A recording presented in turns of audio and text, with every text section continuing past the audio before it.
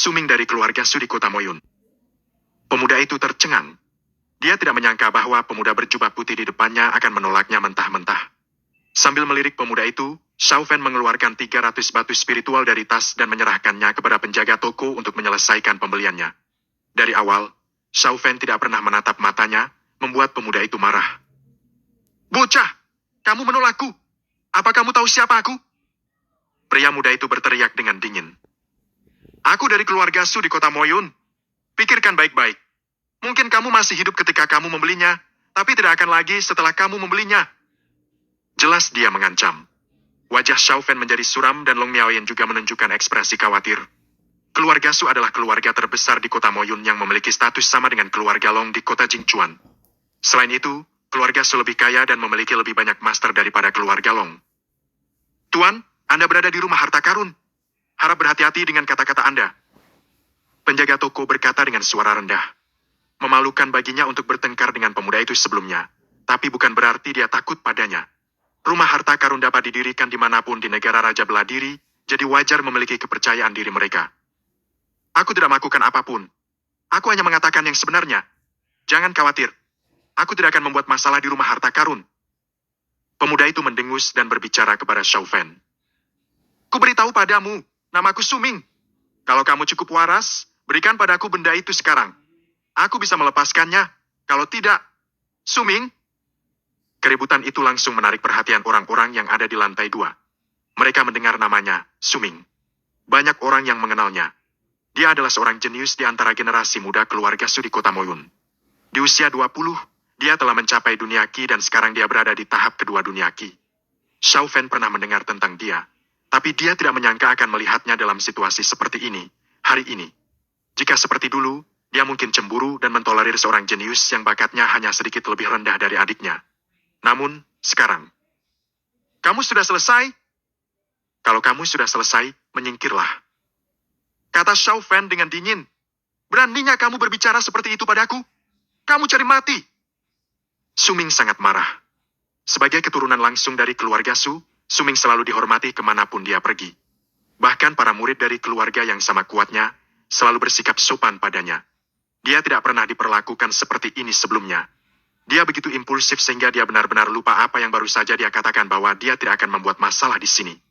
Dia tidak peduli di mana dia berada dan langsung naik darah. Dia melepaskan energi tahap kedua dunia Qi dari tubuhnya dan melayangkan tinju yang keras.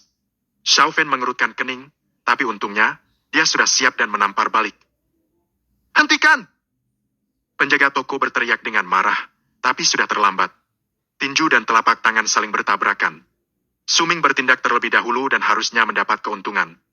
Namun, dia terdorong mundur 5 langkah untuk menstabilkan tubuhnya dan wajahnya memerah. Sebaliknya, Xiao Fan tidak bergerak sedikit pun dengan ekspresinya yang tenang. Banyak orang terkejut dengan kejadian ini. Suming adalah seorang jenius dari keluarga Su dan kekuatannya juga menduduki peringkat teratas di antara para generasi muda, setara dengan Long Xiaotian. Namun tak disangka, pemuda berjubah putih itu unggul dalam pertarungan. Dia adalah Xiao Fan, menantu matri lokal di keluarga Long. Seru seseorang di tempat kejadian mengenali Xiao Fan. Mendengar perkataan pria ini, orang lain juga mengenalinya. Jika ini dulu, dia mungkin dipandang rendah oleh orang lain. Namun sekarang, setelah pertarungan dengan Long Xiaotian, dia benar-benar menjadi terkenal. Kamu Xiao Fan? Pecundang yang menjadi menantu matri lokal di keluarga Long? Suming juga terkejut. Dia tidak menyangka bahwa pria di depannya adalah Xiao Fan. Keluarga Su bukanlah kekuatan terkuat di kota Jingchuan. Meskipun ada koneksi antara kedua kota, penyebaran informasi tidak begitu tepat waktu sehingga mereka tidak tahu tentang pertarungan antara Xiao Fan dan Long Xiaotian. Mereka hanya mendengar bahwa Xiao Fan memiliki seorang adik yang berbakat, yaitu Xiao Tian yang bergabung dengan Istana Ilusi dan menghajar kakaknya habis-habisan, kemudian mengirimnya ke keluarga Long sebagai menantu matri lokal dengan imbalan sumber daya. Karena masalah ini, keluarga Long hilang muka, itu sebabnya mereka akan memperhatikannya. Apakah kamu tidak tahu bahwa tidak ada yang diizinkan bertarung di rumah harta karun? Saat ini, tuan rumah harta karun tiba. Seorang pria parubaya datang, diikuti oleh lebih dari 10 kultivator. Sikap pria parubaya yang mengesankan itu mengejutkan Xiao Fan. Dia hanya melihat aura yang dilepaskan oleh Long Anhai, yang berada di tahap puncak dunia Qi. Pria parubaya di depannya hanya sedikit lebih lemah dari Long Anhai. Jadi, dia setidaknya telah mencapai tahap ke-7 di dunia Qi. Suming juga terkejut dengan basis kultivasi pria itu. Kali ini, penjaga tua yang dibawa Suming memiliki basis kultivasi tertinggi, tapi dia hanya berada di tingkat kelima di dunia Ki.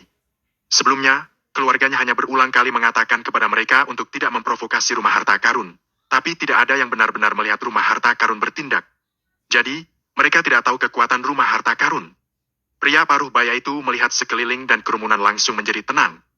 Dia memandang Xiao Fan dan Ming sejenak, kemudian menatap penjaga toko dan bertanya, "Apa yang terjadi?" Pria ini membeli ginseng darah spiritual. Pria yang lainnya ingin membelinya dengan paksa dan kemudian kedua belah pihak berselisih. Dengan singkat si penjaga toko memberitahunya apa yang terjadi. Xiao Fan baik-baik saja, tapi wajah Suming sangat pucat. Apa yang dimaksud dengan tahap ketujuh dari dunia Ki? Patriark keluarga Su hanya berada di dunia maha kuasa dan kepala keluarga Su hanya berada pada tahap puncak dunia Ki. Dia tidak menyangka bahwa akan ada seorang kultivator yang begitu kuat di rumah harta karun. Jadi, kalian berdua yang membuat masalah? Pria paruh baya itu menatap Xiao Fan dan Suming dengan dingin. Xiao Fan mengerutkan kening dan tidak mengatakan apapun. Di sisi lain, Suming menjelaskan dengan tergesa-gesa. "Tuan, apa yang terjadi barusan hanyalah kecelakaan. Pria itu menghina saya terlebih dahulu, jadi saya tiba-tiba bertindak. Saya tidak bermaksud menyinggung rumah harta karun. Tidak ada pengecualian di rumah harta karun. Kalau ada konflik di rumah harta karun, semua orang yang terlibat harus mematahkan salah satu tangan mereka sebagai hukumannya." Pria paruh baya itu berkata dengan dingin. "Tuan, saya dari keluarga Su di kota Moyun dan kakekku adalah Sohong Yun. Tolong berilah saya kesempatan demi kakek saya." Pria paruh baya itu mengerutkan keningnya ketika dia mendengar itu. Tentu saja, dia mengenal keluarga Su dan tidak ingin menyinggung mereka karena masalah kecil. Dia berpikir sejenak dan berkata, "Kalau begitu, kamu membayar 200 batu spiritual sebagai hukumannya. Aku akan melepaskannya, tapi itu tidak akan terjadi lagi. Terima kasih, Tuan. Terima kasih banyak." Suming menghela napas lega dan dengan cepat berterima kasih padanya. 200 batu spiritual hanya hal kecil baginya. Kemudian dia menatap Xiao Fan dengan ekspresi sombong dan ingin melihat apa yang akan dia lakukan. "Sekarang giliranmu. Maukah kamu mematahkan lenganmu sendiri atau biarkan aku yang melakukannya?" Pria paruh baya itu berkata dengan dingin sambil menatap Xiao Fan. "Tuan Pang, yang membuat masalah adalah Suming. Pemuda ini tidak ada hubungannya." Penjaga toko tidak tahan lagi dan memberi penjelasan untuk Xiao Fan.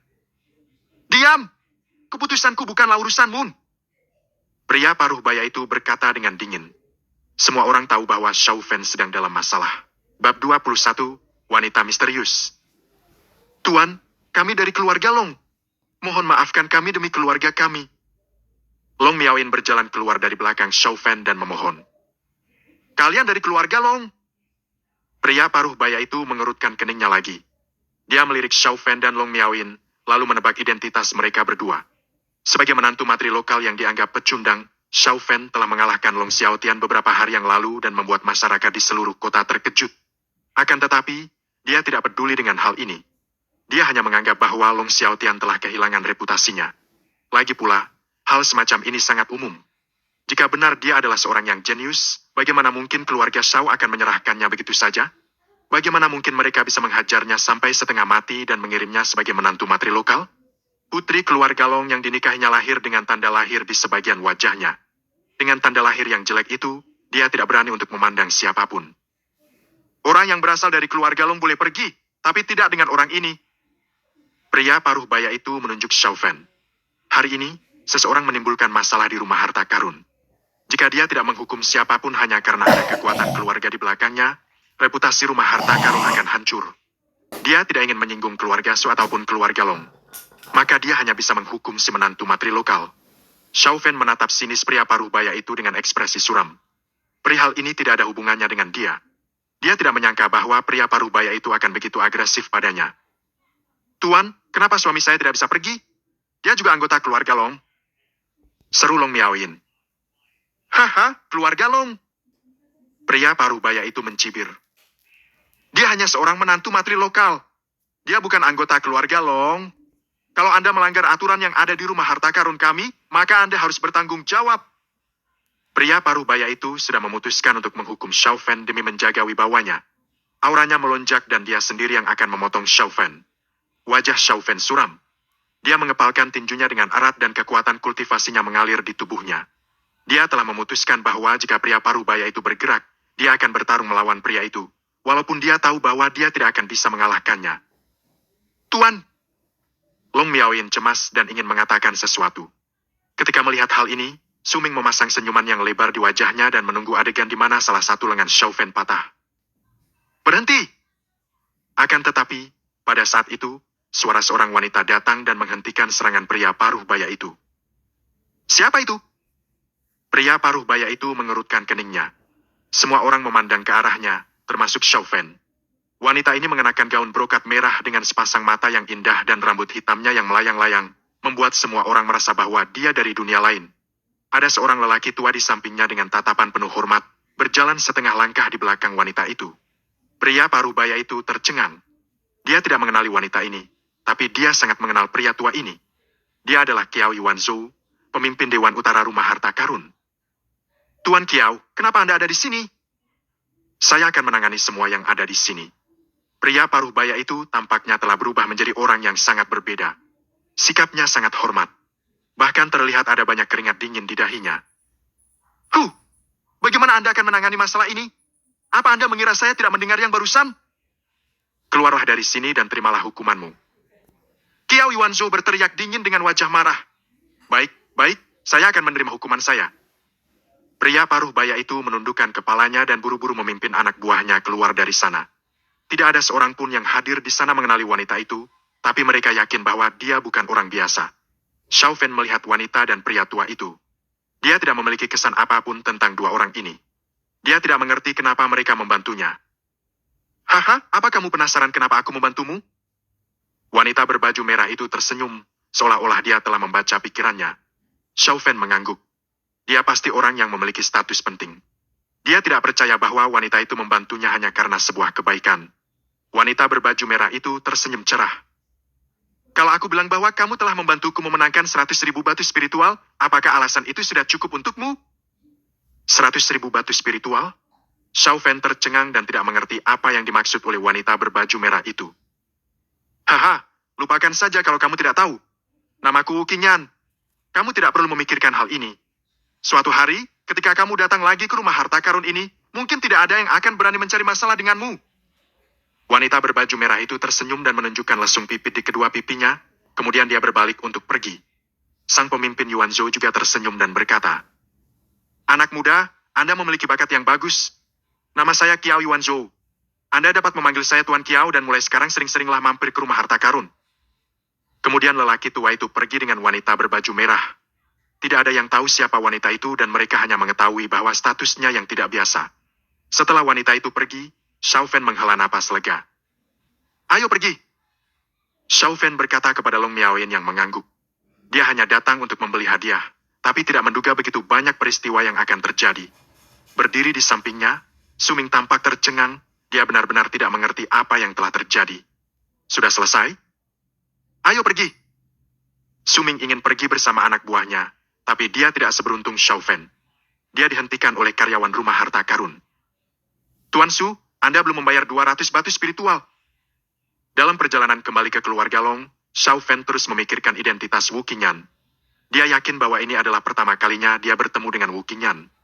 Kenapa Wu Qingyan mengatakan bahwa dia telah mendapatkan 100.000 batu spiritual untuk Wu Qingyan? Sejak kapan dia memiliki kemampuan untuk melakukan itu? Kenapa dia tidak mengetahuinya? Akan tetapi, dia tidak bisa mengingatnya, jadi dia tidak memikirkannya lagi. Setelah tiba di halaman, dia langsung pergi ke ruang rahasia untuk berkultivasi. Tamasya ini membuatnya kembali sadar akan kelemahan kekuatannya sendiri. Dunia penuh dengan bahaya. Dia tidak memiliki siapapun untuk diandalkan, kecuali dirinya sendiri. Setelah memasuki ruang rahasia, dia duduk bersila dan mulai menyerap sejumlah besar batu spiritual dengan indera spiritualnya ke dalam diagram bintang. 3 tingkat pertama dari keterampilan kultivasi di 9 perubahan seni Qi pun sudah cukup untuk mencapai tahap ketiga tertinggi di dunia Qi. Setelah itu, dia harus memecahkan bintang lagi dan mendapatkan keterampilan kultivasi lainnya. Adapun orang yang dikirim oleh keluarga Long untuk mengikuti Xiao Fan, tidak mengetahui apa yang telah terjadi karena dia tidak dapat memasuki lantai hitam di rumah harta karun. Dengan begitu, keluarga Long tidak tahu bahwa Xiao Fan telah menjual belati kirin dan membeli ginseng darah spiritual. Waktu telah berlalu dan hari ini adalah hari ulang tahun Long Anhai.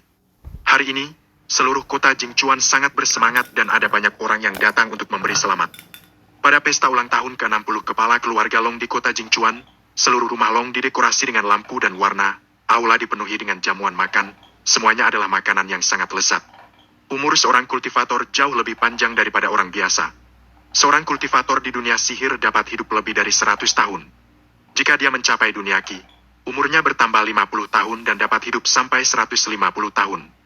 Jika dia mencapai dunia maha kuasa, umurnya akan mencapai 200 tahun.